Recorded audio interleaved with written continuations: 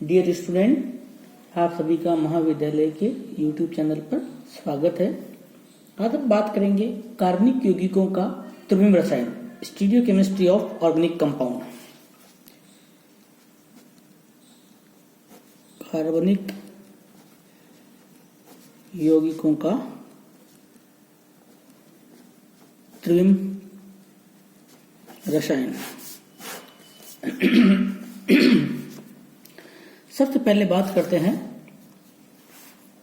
समानता के बारे में, आइसोमेरिज्म।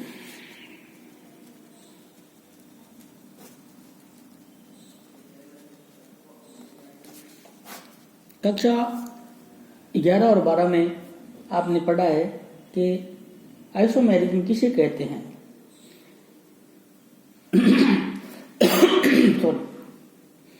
ऐसे दो या दो से अधिक यौगिक जिनकी अणुसूत्र समान हो। क्या हो? अणुसूत्र, मोलिकुलर फॉर्मूला सेम, अणुसूत्र समान हो, लेकिन उनके भौतिक तथा रासायनिक गुण भिन्न भिन्न हो। क्या भिन्न हो? भौतिक एवं रासायनिक गुण भिन्न भिन्न हो। अणुसूत्र समान हो लेकिन उनके भौतिक व रासायनिक गुणधर्म भिन्न भिन्न हो, वो क्या कहलाते हैं? आइसोमर। वो कहलाते हैं आइसोमर। तथा इस फिनोमिना को हम बोलते हैं आइसोमेरिज्म। तो सिंपल सी परिभाषा आ गई, ऐसे यौगिक जिनके अणुसूत्र समान हो लेकिन उनके भौतिक व रासायनिक गुणधर्म भिन्न भिन्न हो, आइसोमर कहलाते हैं। तथा इस घटना को हम आइसोमेरिज्म कहते हैं। उसके बाद इसका क्लासिफिकेशन, वर्गीकरण। जो आइसोमेरिज्म है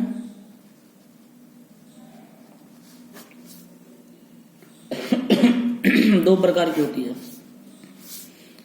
एक तो होती है संरचनात्मक, structural.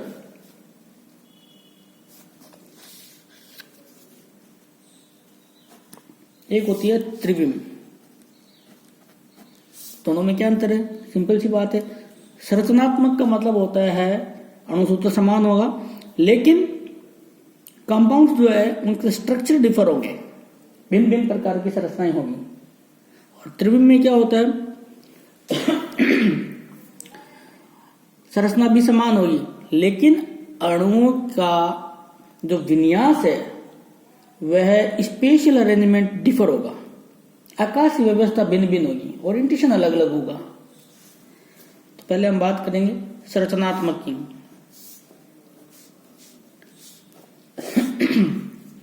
Chain, position, functional, metamerism और टोटोमेरिज्म।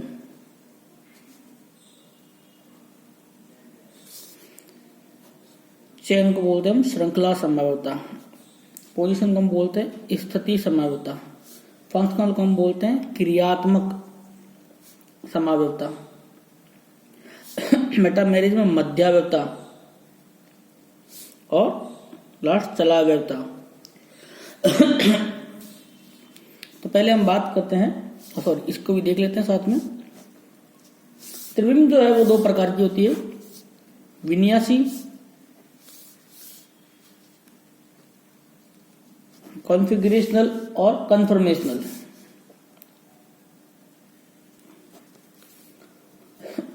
फिर विन्यासी फिर है वो दो प्रकार की होती है,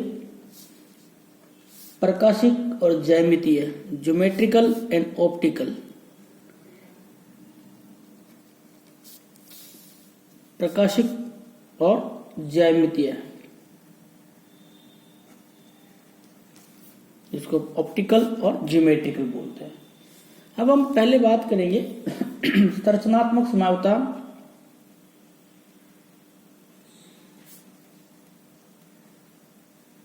के बारे में। जैसे कि नाम से पता चलता है कि इनके अंदर मॉलिक्यूलर फॉर्मूला सेम होगा लेकिन जो संरचनाएं पाई जाती है वो डिफरेंट टाइप की होती है। इस प्रकार की समरूपता अणु में सहसंयोजक बंध से जुड़े परमाणुओं की व्यवस्था में अंतर से उत्पन्न होती है। यह मुख्यतः 5 प्रकार की होती है। जैसे पहला चेन, आइसोमेरिज्म।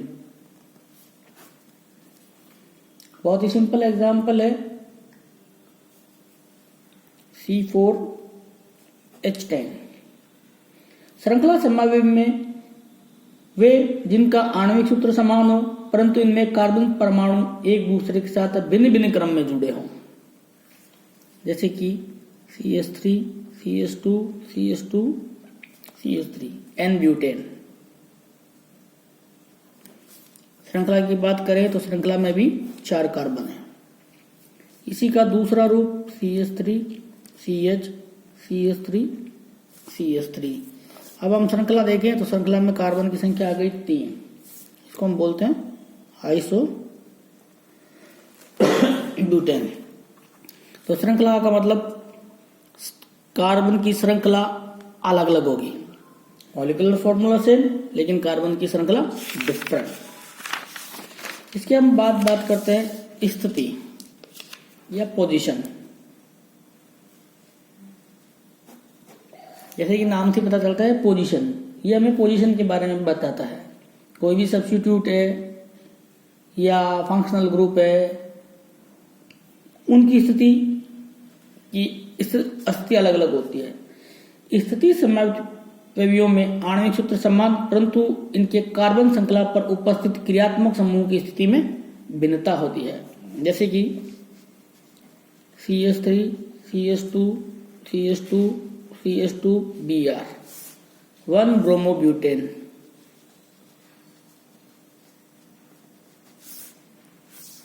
और इसी का सेकंड एग्जांपल हम देखते हैं 2 ब्रोमोब्यूटेन। तो यहां 1 नंबर पे है ये और यहां ये 2 नंबर पर है। इससे हमें पता चलता है स्थिति समरूपता में आणविक सूत्र समान होता है लेकिन क्रियात्मक समूह की स्थिति भिन्न भिन्न होती है। जैसे एक एग्जांपल और लेते हैं CH3, CH2, CH double bond CH2, but 1 ene. इसी का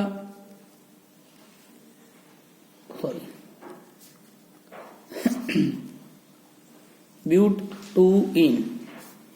मॉलिक्यूलर फॉर्मूला सेम है, 1 2 3 4 कार्बन, 3 2 5 6 7 8 हाइड्रोजन, 3 3 6 7 8 8 हाइड्रोजन 4 कार्बन। तो आप देखोगे इन दोनों का मॉलिक्यूलर फॉर्मूला सेम है लेकिन डबल बॉन्ड की पोजीशन डिफर है।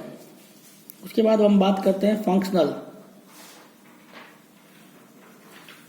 फंक्शनल आइसोमेरिज्म या क्रियात्मक समूह। अब इनमें क्या होता है, आणविक सूत्र तो समान होते हैं लेकिन क्रियात्मक समूह ही डिफर होता है। जैसे कि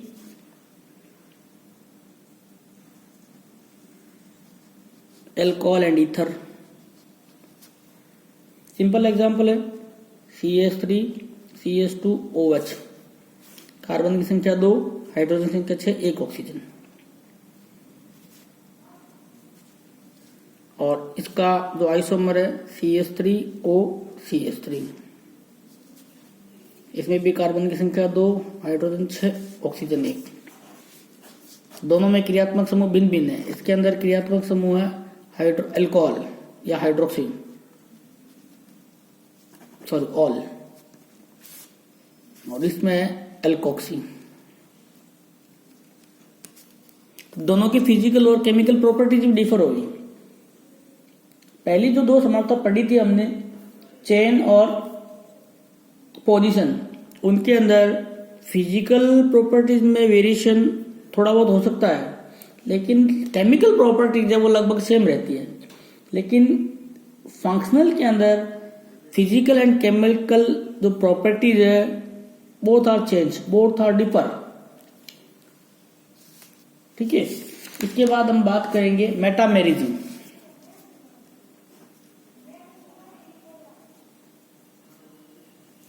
मेटामेरिज्म जो आइसोमेरिज्म है वह बहुसंयोजी एटम होते हैं उनमें पाई जाती है। बहुसंयोजी एटम का मतलब जैसे ऑक्सीजन है, नाइट्रोजन है, जो एक से ज्यादा बॉन्ड का फॉर्मेशन करते हैं।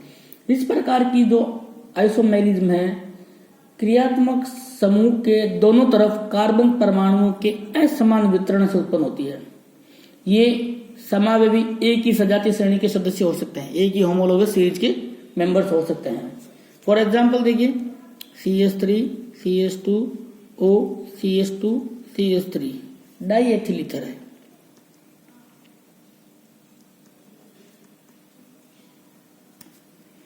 और इसका जो आइसोमर है CH3, CH2, CH2O, CH3 methyl propyl ether है। दोनों का जो अगर मॉलिक्यूलर फॉर्मूला है वो सेम होगा, 1 2 3 4, 4 कार्बन, 3 3 6 7 8 9 10, 10 हाइड्रोजन और 1 ऑक्सीजन। 1 2 3 4, 4 कार्बन, 3 3 6 7 8 9 10, 10 हाइड्रोजन और 1 ऑक्सीजन। तो आप दोनों में देखिए क्या डिफरेंस है। दोनों में जो बहुसंयोजी एटम है, मल्टीवैलेंट एटम जो है, उसके दोनों तरफ जो एल्किल समूह है उनमें अंतर है। मॉलिक्यूलर फॉर्मूला तो सेम है, लेकिन मल्टी वैलेंस जो एटम है उसके दोनों तरफ जो एल्किल सब्स्टिट्यूट है उनमें चेंजेज है। ये एक ही श्रेणी के सदस्य होते हैं। इसी प्रकार एमीन के अंदर भी इस प्रकार की पोजीशन पाई जा सकती है। For example CH3, CH2, NH2, जैसे ये प्राइमरी एमीन है। तो CH3, CH2, CH2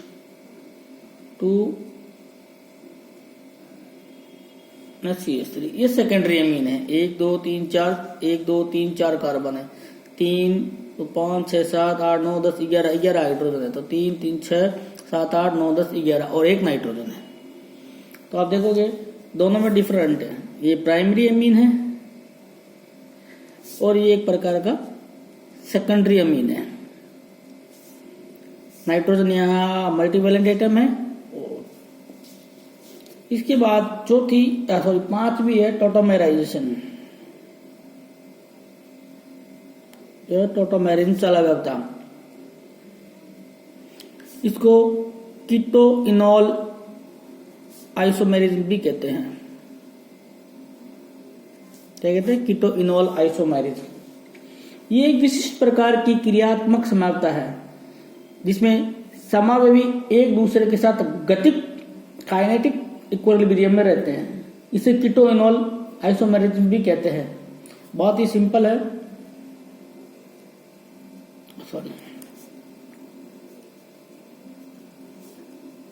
simple example लेके चलते, जैसे एसीटोन।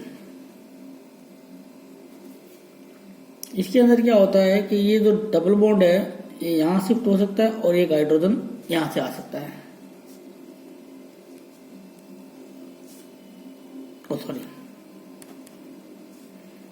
CH3C यहां OH, यहां डबल बॉन्ड, ये CH2।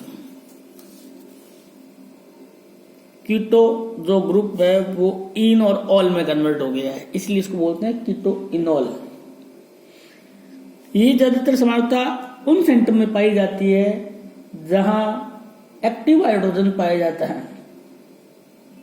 हाईली एक्टिव होना जरूरी है, ठीक है। और दोनों तरफ डबल बॉन्ड या एक तरफ डबल बॉन्ड होना जरूरी है। इसी प्रकार हम एक और देखते हैं एसिटो एसिटिक एस्टर के अंदर।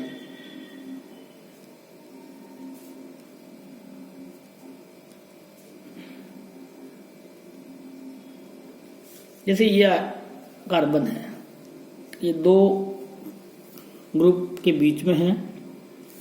इसका नेचर इलेक्ट्रॉन खींचने का, इसका भी नेचर इलेक्ट्रॉन खींचने का, जिसके कारण यहाँ के हाइड्रोजन एक्टिव हो जाते हैं। तो ये इधर बॉन्ड का फॉर्मेशन करता है। जैसे इधर बॉन्ड का फॉर्मेशन करेगा हाइड्रोजन इधर आ जाएगा। तो CH3C, ये OH, यहाँ डबल बॉन्ड जनरेट हो गया, ये CH रह गया, ये C डबल बॉन्ड O, ये O, ये C2H5। कीटो इनॉल, ये कीटो रूप है और ये इन ऑल, इन का मतलब डबल बॉन्ड, ऑल का मतलब OH। अब हम नेक्स्ट वीडियो में बात करेंगे स्टीरियो आइसोमेरिज्म की। स्टीरियो आइसोमेरिज्म क्या होता है इसके बारे में थोड़ा सा डिस्कस कर लेते हैं। वे यौगिक जिनका आणविक व संरचनात्मक सूत्र समान हो, मोलिकुलर एंड स्ट्रक्चरल बहुत फॉर्मूला सेम हो, परंतु उनके परमाणुओं या समूहों के स्पेशल अरेंजमेंट जो आकाशीय व्यवस्था है वो भिन्न हो। तो ऐसे आइसोमर को हम त्रिविम समावयवी या स्टीरियो आइसोमर कहते हैं, तथा इस फिनोमेना को हम स्टीरियो आइसोमेरिज्म कहते हैं। Thank you.